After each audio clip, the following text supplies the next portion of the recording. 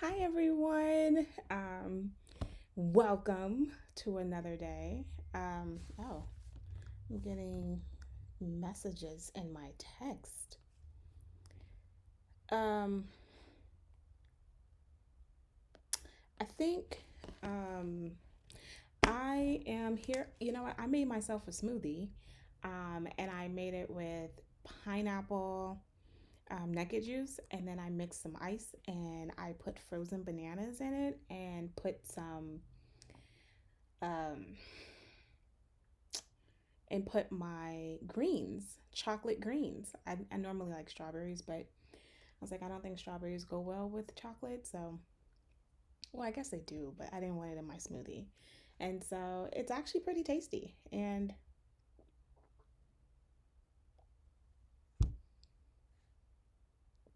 I'm enjoying it. Yeah. So there's that. Um, okay, I'm coming to you today. Um, I literally just jumped off a meeting that was um,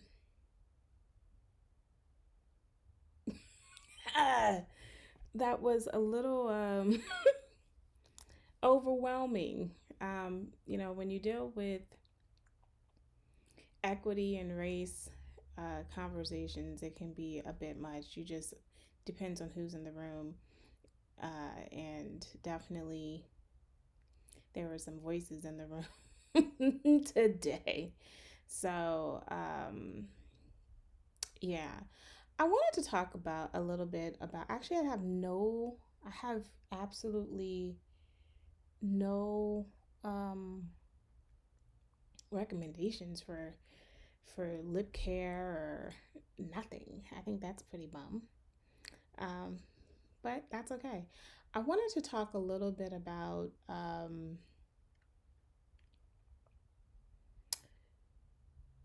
okay, two things. Monique. So Monique did an interview with Claudia, and I am like,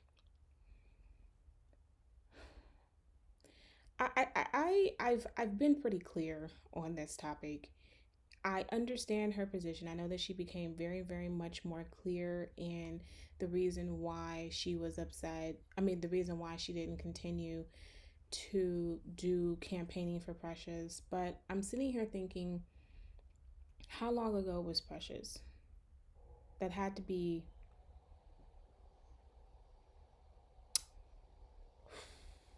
10 years ago, right?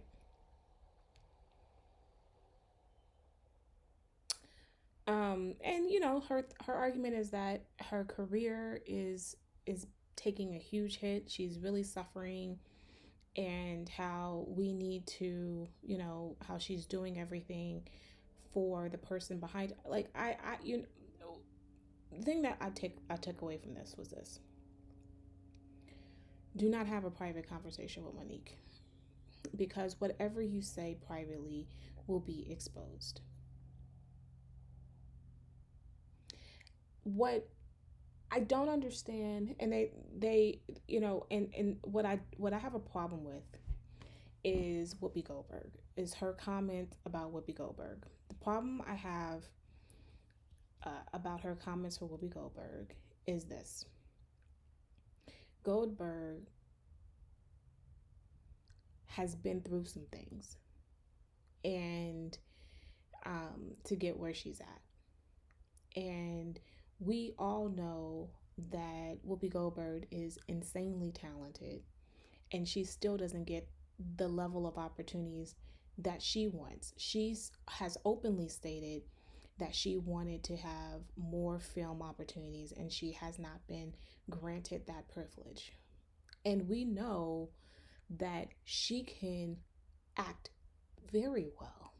I mean, one of my favorite movies in that what is the 80s or the early 90s is Serafina, Jumpin' Jack.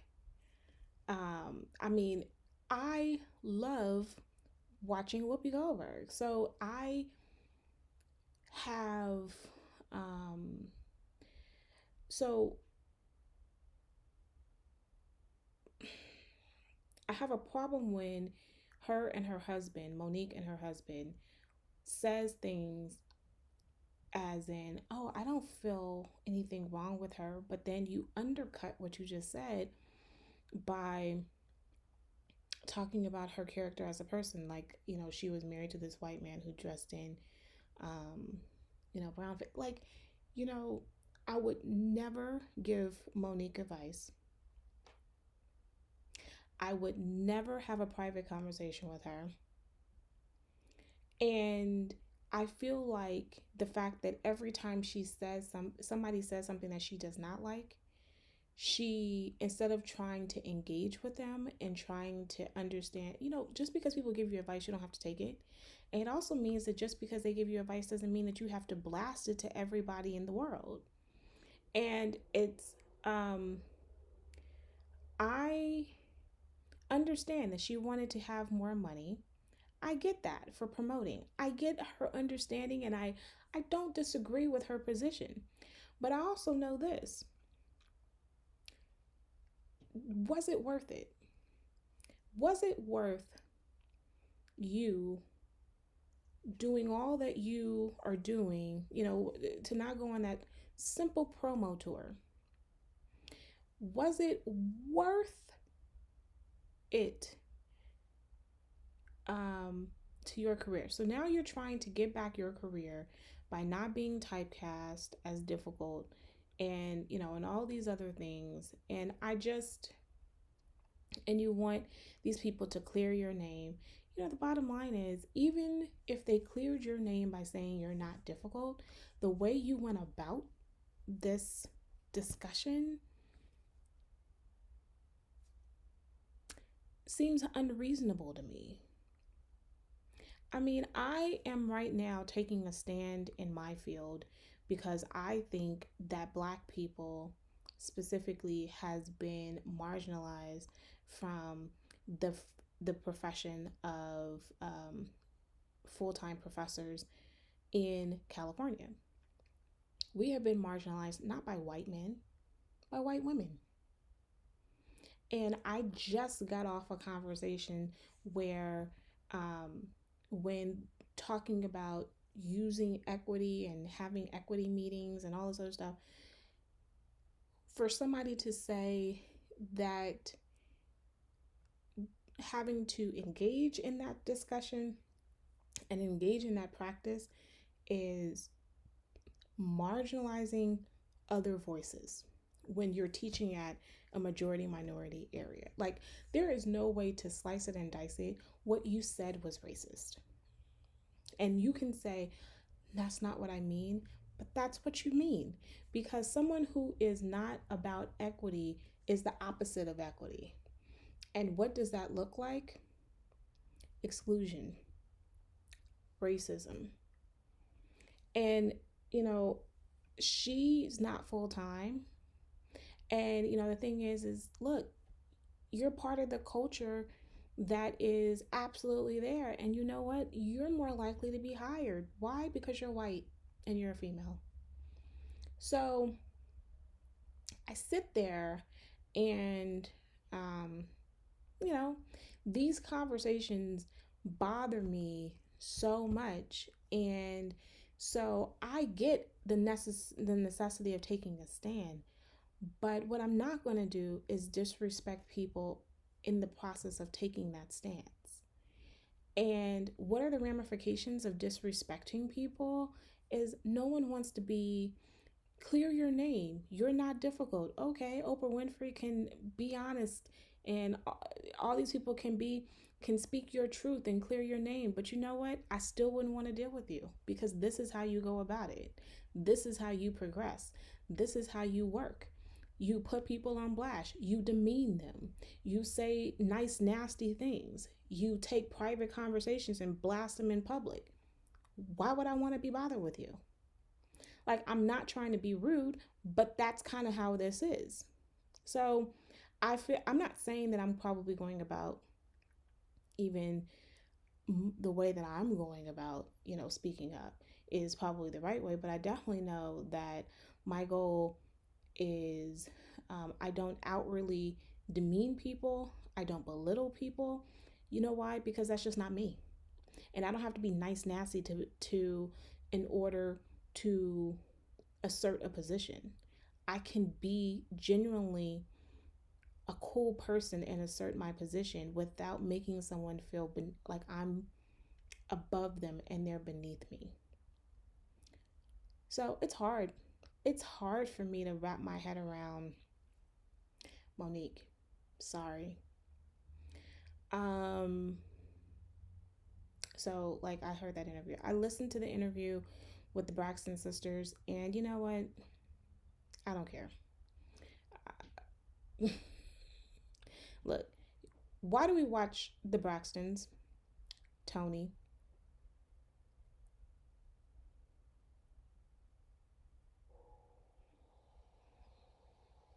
And I guess some people watch it for Tamar, but we watch it because of Tony. And we all know that Tony's like halfway there. The sisters carry the show because Tony's not always there. But I mean, Tony's the draw. And the sisters, I mean, look, same thing for Monique and Tamar are in the same area for me. Just stop. Just stop. Like, stop. That's all. I mean, and part of this is um, employed problems, right? So I know that I can speak from privilege because I'm fighting for something that I find as equitable, but I also know that I am having a privileged space, right? I have to accept that. And these two, Tamar and Monique, are not understanding the privilege that they hold to have these kind of arguments. And so, how many times in my career have I done things for free out of my pocket in the promotion of my career? So many I can't count. And how many am I going to do in the future? So many I can't count. So, this is one of the reasons why this conversation just doesn't resonate with me. And how many of us have jobs that um, we had a contract and we needed to fulfill the contract? So Tamar's argument to me is kind of like, look, do what is best for your mental health. But then it does lead me to another perspective of, if this is best for your mental health, then why are you doing another project that's on the same lane as this? But then you're like, maybe the issue is really not with reality TV. Maybe the issue is with your sisters. Maybe that's the issue that you need to deal with. And you know what, frankly, I'm not watching another reality show of her going on Iyanla in order to figure out how to fix their life. Like, you're not suckering me into another reality show. And on that note, I did watch Iyanla Fix My Life. And I must say, Shane is that her name? I think that's her name. Shay. It's Shay. My bad. Shane. Look, you got your fame, quote unquote, trying to be in a relationship with a man who was old enough to be your father. That's what you got your name to fame. And I'm supposed to take you seriously? Seriously? Seriously? And then you do charm school. Like when she listed the things that she has her name to fame with, and I'm just like, you were on Love and Hip Hop Atlanta because you were trying to hook up with a rapper. Then you were on Love and Hip Hop, and you trying to hook up with a rapper who was clearly had a baby mama and was going back and forth with another chick. He was going back and forth between two chicks, and here you are entering into the mix. Like, spare me. And then you go to Love in Miami, Love in Hip Hop Miami with another dude. Like, so whether or not you're sleeping with these people, that's not my business. But you are making your name to fame by being with these other, by being attached to other men who you're possibly opening your legs to. So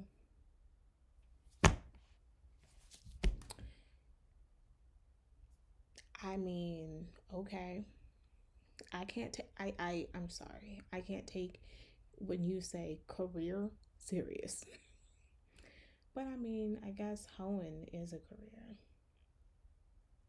Look, I watched the series. I watched that and I thought I feel you, Iyanla. Like, look, I'm not dealing with her. You can't just talk to me any kind of way.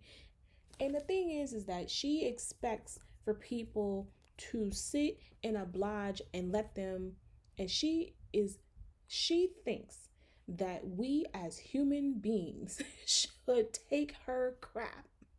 That's what she thinks. We should sit and take and listen to her BS. Why? Why? Why do you ask that we should sit and take your BS? Because you are on a reality shows that's attached to you possibly, maybe, or maybe not opening up your legs to people? Okay.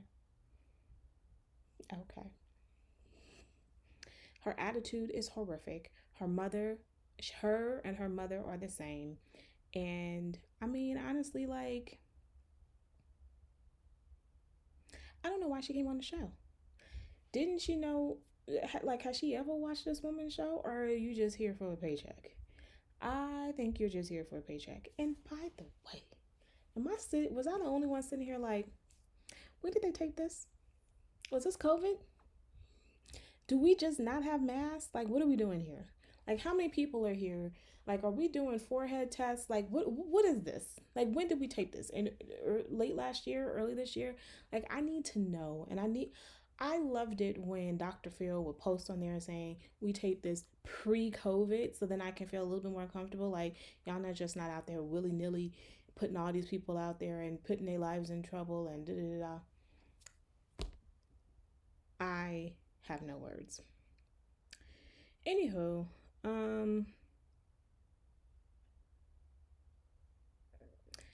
you know what? That's all I really have for today. I think I'm just spent. The election's tomorrow.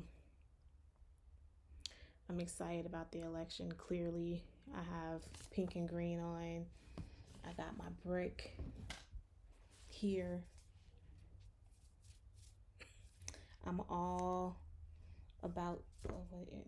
You don't need to see my big sister name.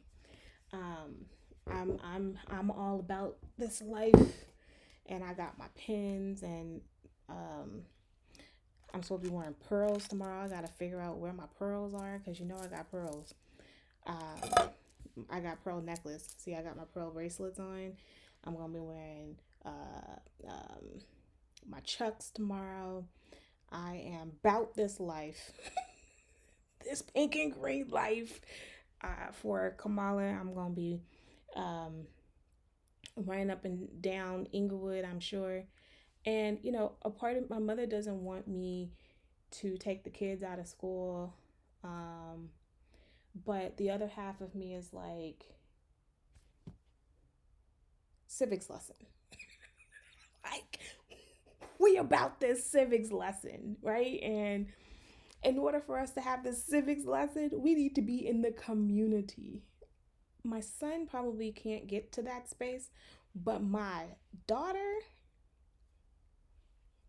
we can do this together. But I was like, okay, fine, we gotta wait until the next campaign cycle. But see, this is another thing. Like, I want November 3rd to be a day off, or to this time to be a day off, because I'm taking a day off tomorrow. because I'm about this life. Like, I'm out here, and I'm going to be volunteering and all of that jazz. And I'm working my way for another within 4 years to be an election judge, because I just discovered that the requirements are minimal, and I can do that. And I'm going to go to a battleground state, and I'm going to be an election judge. Yeah, I am. And I'm going to have to figure out all the rules of where I can be, where they would let somebody who may be not a person from that state to come in and be an election judge, because I don't want to be one out here. It's California. So I am so excited, looking forward to it, because I'm going to work on this book project that is going to really give me the knowledge even more so. Man, my drink is separating. Anywho, I love seeing you all. Maybe I'm trying to finish a book, so if I finish the book, then maybe I can have some moments with you again.